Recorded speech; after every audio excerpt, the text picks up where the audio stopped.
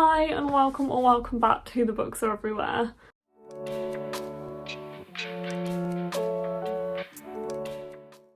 So welcome to my November wrap up where I'm going to discuss most of the books that I read in the month of November. I read 13 books in November, which honestly is about average for me. I need to read a lot more in December if I want to complete my Goodreads goal, and I will be vlogging the month of December to see if I can actually achieve that and you guys can follow me along. But yeah, read 13 books, which is fine. It's like a couple more maybe, if that, than what I normally read in a month. But I'm going to talk through most of the books. I'm not going to discuss all of them because I've purposely gone through my TBR and I'm not going to be discussing the books published by Harper Collins. I have been talking a lot about this on my channel, so you've probably already heard me mention the reasoning behind this. But the Harper Collins Union are currently on strike right now in New York City because of many different reasons. I don't want to keep talking about it because I keep mentioning it in all of my videos because I am not talking about HarperCollins books right now, but I will link the social media down below so you can follow what they're doing, why they're doing it, and donate if you can and help out in any way. If you can't donate, you can amplify them on social media. But yeah, the reason I am not talking about their books right now is because it's kind of the only way that we can take action. Please still buy HarperCollins books, please still support authors, please still support indie bookshops and support bookshops.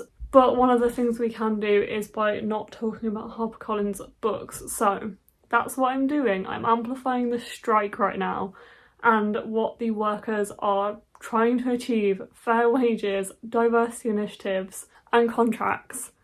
Please go and follow on what they're doing, have a look at the links below. But in the meantime, let's talk about most of the 13 books I read in November. So this is going to be interesting because I have been so busy recently. I've been working full-time for the first time in my life, really, like in one job. I've worked full-time before, but over 2 jobs, and I was at uni, so yeah, I don't know how I did that. But this is like consistently the first time where I've worked a full-time job. So I'm very busy, I'm still kind of adjusting to it, and I'm really trying to use all my spare time to read and to complete my Goodreads goal and to work on BookTube. So I haven't actually reviewed any of these books yet. So I'm going to try and talk about these without actually having reviewed them, meaning I might be a little bit all over the place, but we will see. I will try my best to talk about these books and talk about my thoughts and feelings on them, even though I haven't quite worked out yet. But the first one was Kingdom of the Feared by Kerri Maniscalco. This is the third and I think final book in the Kingdom of the Wicked series by Kerri Maniscalco, which is a kind of gothic vampire romance story following Vittoria. No, isn't that the Amelia?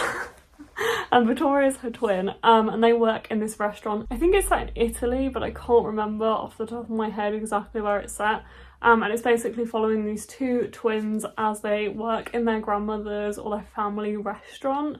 And then Amelia finds her twin sister Vittoria dead, and in trying to find out what happens to her, summons a demon or a prince of hell and becomes quite entangled. So yes, that's the series.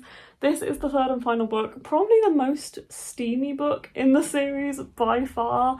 I must say, I did enjoy this and I gave it 4 stars, but I didn't enjoy it quite as much as the second one. I feel like this did kind of peak with the second one. The atmosphere I loved, but I just wasn't that invested in the story. I wasn't as invested in the story as I was with the first 2.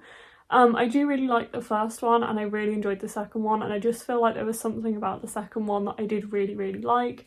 My favourite thing about this was probably the romance. There was a lot of sex scenes, like a lot of smut in here, and I did feel like by the end the sex scenes got a little bit samey, to be completely honest. Like, to be including them every couple of chapters, it did feel like it was a little bit repetitive. But there were some scenes in here that I really, really liked. I liked the plot, but again, it wasn't quite as invested as the other 2 books. So yeah, this one is a 4 out of 5 stars from me. The next book I read was The Last Party by Claire McIntosh. This one I read on audio and I did enjoy it, but I wasn't like a massive fan of this book, and I am going to give this one 3 out of 5 stars. But anyway, this book is set on New Year's Eve. It starts on New Year's Eve anyway, and it's following somebody called Fionn Morgan, who is a detective. She works for the police and she's trying to find out what's happened with this murder. Basically, this guy was found on a New Year's Eve party in Snowdonia, floating in a lake, and basically she's trying to find out what happened, who killed him. And I did like it. However, it feels like there's a lot of characters, like it's basically the entire village. Like, it's following Fionn as she's trying to find out who did it, because everyone has a reason to hate this guy, which I always find interesting, because I think with those kind of murder mystery type books, like, there's never any real likeable characters because everyone has a motive.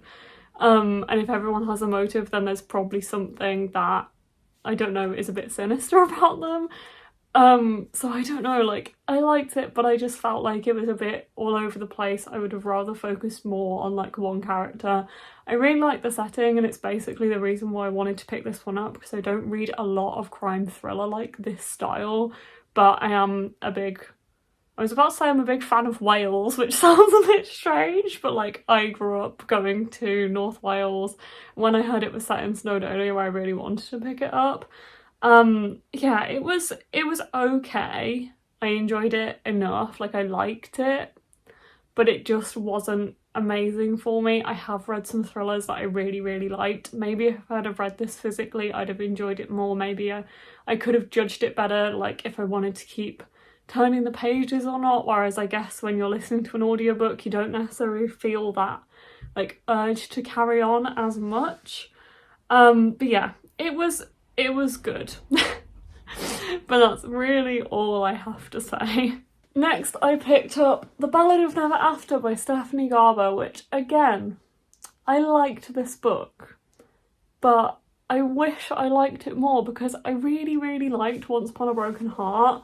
I was a little hesitant going into the first book in this series when it came out last year, because I love Caraval. Caraval is one of my favourite books in the world, and I like Legendary and Finale a lot too, but I don't feel like there's a lot that can capture the magic of the first book in the Caraval series. It is just incredible, and I think once you do find out what happens at the end of that book, you can't help but have like some of the magic broken for the other books in the series, if that makes sense.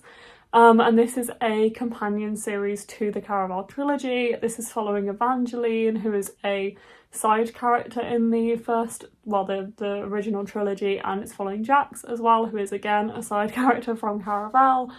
And I did really like the first book, I must say. I gave it 4 stars. I read it really quickly last year, and I feel like maybe I should have reread it before reading this one, and maybe that's why a lot of this went over my head. I did also listen to this on audiobook, which again I think is probably why a lot of it went over my head.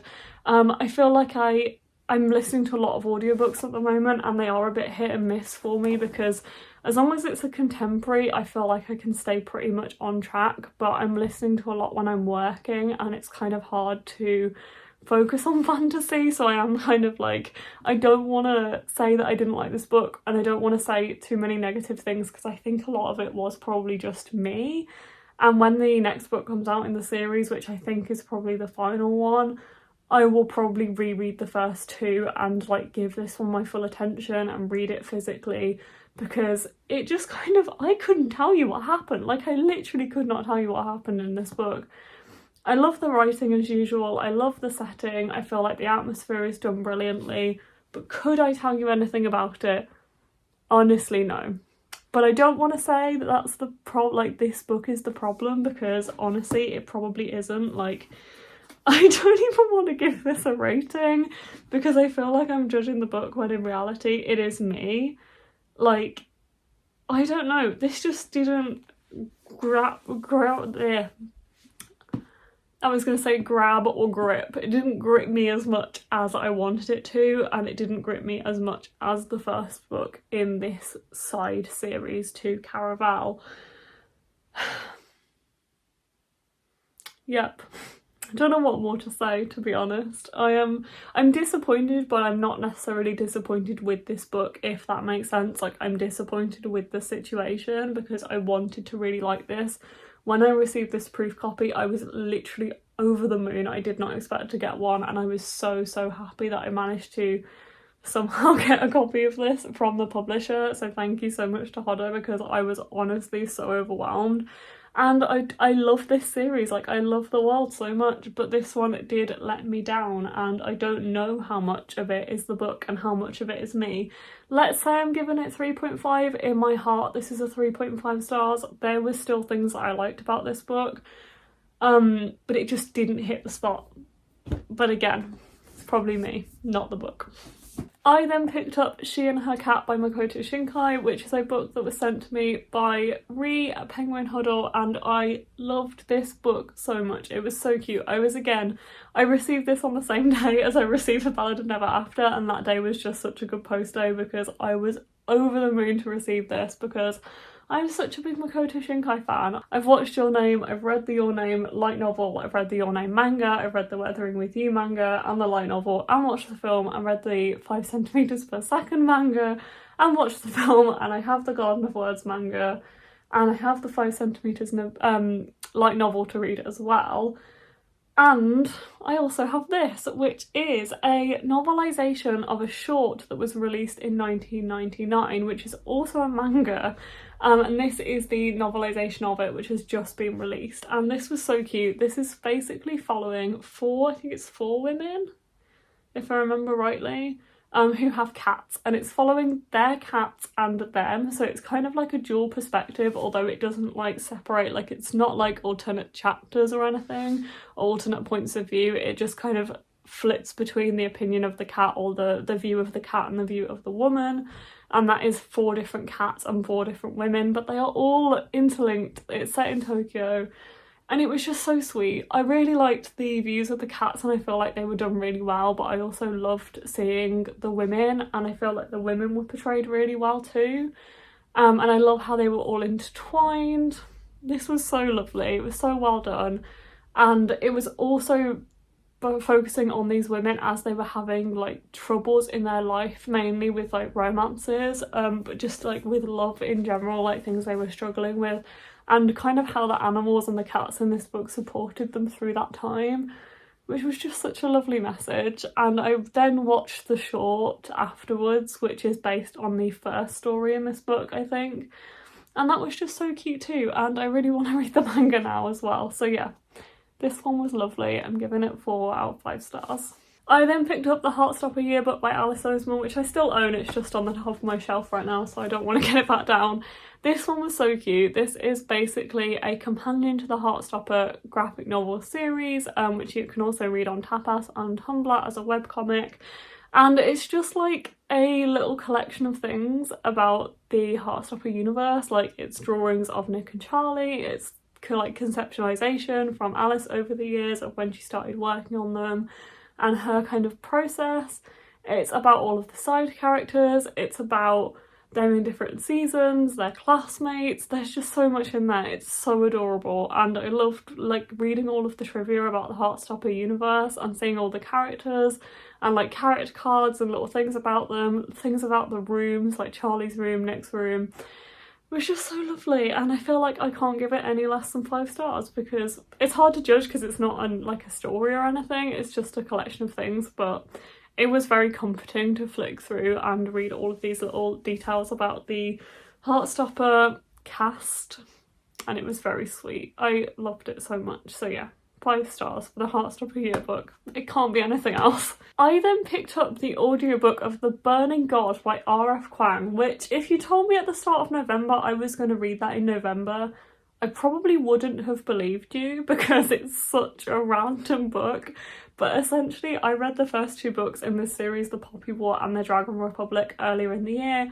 I really liked The Poppy War, but I wasn't really on board with the second half of the book. It goes from being this like academic thing to being all out war and genocide. This series is very, very, very dark. Please check the trigger warnings. It's very dark throughout all 3 books. And then it kind of lost me in the second one, and I kind of never really planned to finish it. But I just got to a point where the audiobooks were on Scribd. I was coming to the end of my plan with Scribd. I have cancelled it for now, just because I don't read enough on there to justify spending the money that I do on it every month. So I have cancelled my Scribd plan. So I had like a week left of Scribd, and I was like, what should I read on here before I lose it? and I was like, if I don't listen to this now, I'm never going to read it because I don't want to buy the audiobook, and it's in my plan, and there wasn't really a lot else that was on Scribd that I had on my TBR. So I ended up reading the third book, and I'm not gonna lie, I did enjoy it more than I expected to. There's also an absolutely brilliant narrator. Like, I just love the voice of the narrator, which I think helped a lot because I could listen to her talk all day, and I feel like it suited the story really well, the way she narrates it, so that really helped, and like, shout out to the narrator. But yeah, this series is a high fantasy series following Rin, who aces this exam, which means she can go to this prestigious school in the north of the country.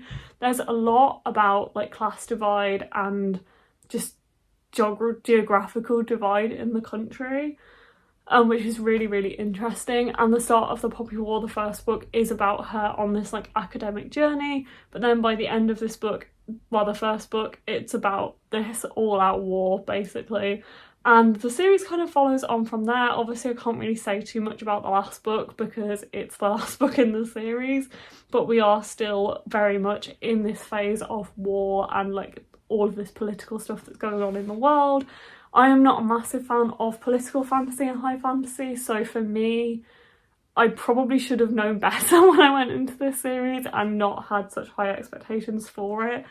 But I must say, I'm still giving the last book 3 stars because, you know, it's not exactly what I wanted. Wow, it's just such a shame because starting The Poppy War, I thought it was a 5-star read because I loved the academic stuff so much. So for then, when it went into this like really political, high fantasy war stuff, to find out it just really wasn't for me was such a shame. And I felt that throughout the entire series when you have these glimpses of the academic side that I loved so much. It did let me down, so I am only giving this one 3 stars, but I still enjoyed it a lot more than I thought, and it did make me slightly emotional at the end. I then finally finished a book that I started back in October, which was Mina and the Slayers by Amy McCall, and I really enjoyed this book. I honestly think I enjoyed this more than the first book. There will be a vlog coming with me and Mark reading. He's reading Mina and the Undead and I read Mina and the Slayers, so you will find out more of my thoughts and feelings in that vlog. But this was just so good. I really like this series, and yeah, as I said, I think I enjoyed this one more because having the setup of the characters from the first book and knowing them so well and then going into like another story, I was just already rooting for them, already wanted to see what was going to happen. Really like the found family aspect of this, and it really kept me interested. But this series is basically following Mina as she moves to New Orleans to live with her sister Libby, who works in a haunted house, and in the first book there is this murder that is basically pretending to be vampire murders in New Orleans. Both of these are set in New Orleans. This one is set around Halloween, so the first book is set in the summer in this like haunted house type setting. This one is also set in this like haunted house, but covers more of the wider town, I would say. And this one is set in around Halloween. I won't say too much about this because yeah, it's the second book in the series, but this one's really interesting, and then it has more like tensions between the characters, which I really liked reading about. And how they're kind of resolved. But yeah, kept me interested. Love the atmosphere, love the pop culture references and the songs and movies and stuff that I've mentioned in this. It's just great. If you're into like 90s culture and 80s pop culture, you will love these. And this is a 4 out of 5 stars from me. I then picked up Mexican Gothic by Silvia Moreno Garcia, and this one was a bit of a journey. I was meant to be buddy reading this, I'm gonna say in October, and I just completely failed to pick it up. I read the first like 50 pages in October and then just completely stopped. And I was determined to finish it by the end of November, which I just about managed to do by reading about 20 pages a day, to be completely honest. This one is following Naomi, who she's into parties, she's a socialite, she loves kind of going out and doing things, but her cousin has married this guy and she's moved into this house with this man, and she sends a letter to Naomi and things just seem quite odd. The goings on in this like mansion where her cousin is now living with this guy she's married just seem odd. So Naomi basically gives up her life to go and move into the mansion and see her cousin, and things go on from there. And when she's living in this mansion, she basically these sinister things start to happen, and she starts hearing the house speak to her. The atmosphere in this was definitely my favourite part of it, and I did get into it more as the book went on, but it was a slog. Like, this was quite slow. I did find this quite hard to get into, and I just didn't really feel the motivation to pick it up, honestly. That's why I read like 20 pages a day by the end, just to like try and get through it, because I wasn't feeling a lot of motivation. But yeah, I did enjoy this in a way. I really liked the atmosphere. It was quite dark in places, and I like the concept of it, but it reads like Rebecca, to be honest. Like, it reads like Rebecca, and I loved Rebecca, but it didn't have the same quality as Rebecca that redeemed it, if that makes sense. But it reads like Rebecca in the sense that it's not necessarily a classic, but it kind of reads like a classic. So yeah. Mixed feelings, but I know a lot of people absolutely adore this book, so I was kind of hoping to as well, but I'm giving it 3 out of 5 stars. I then picked up Scattered Showers by Rainbow Rowell, which I read on audio. Me and Mark actually listened to the first couple of stories on a long drive together, which was really, really nice, and then I read the rest of them, or listened to the rest of them. And this was really cute, actually. I really liked this. This is a short story collection by Rainbow Rowell, and it's about romances, essentially. There is a Simon and Baz short story in here. There's a chapter, or a short story following Reagan from Fangirl, which is really cool. There's one following the characters from, is it Landline or is it Attachments? I think it's Landline, but I'm not 100% sure. And there is also just some other short stories as well. Obviously, because it's a short story collection, naturally it's going to be a bit hit and miss, like you're going to prefer more, like, some over the others. And I did prefer some over the others, but the ones that I liked, I loved. I really, really loved them, and the majority of them I really, really loved, I must say. Especially, like, I had read a couple of these before, because one of them has been published as a short story in My True Love Gave to Me, I think, and then Kindred Spirits, which is the second story, was published as a World Book Day book, so I read that a couple of years ago and really loved it. So yeah, I'm not going to say really what this is about, because all of the stories are different. It does say on the back, girl meets boy camping outside a movie theatre, best friends debate the merits of high school dances, a prince romances a troll. That was weird, that story, but it was cool. A girl romances an imaginary boy, and Simon Snow himself returns for a holiday adventure. A feast of irresistible characters, hilarious dialogue, and masterful storytelling. Which, I agree, it was lovely. I really liked it. I think it's a 4 out of 5 stars overall, and the audiobook was really good as well. I thought I had another book to talk about, but that is one of the Harper books, so I'm not going to cover that one today, and there is 4 Harper books that I'm not talking about. 3 of them absolute hits, really loved them. 1 of them was a miss for me personally. So yeah, that's my wrap up for November. I feel like I've been talking for so long, and there's 4 books that I didn't even cover in this video, so that is pretty crazy. But I hope you enjoyed this video, and prepare for my December TBR, no, my December wrap up, because if all goes to plan, we will have a lot to talk about. So I hope you will join me for that one and some of my other videos if you enjoyed this one. I'll see you next time. Bye.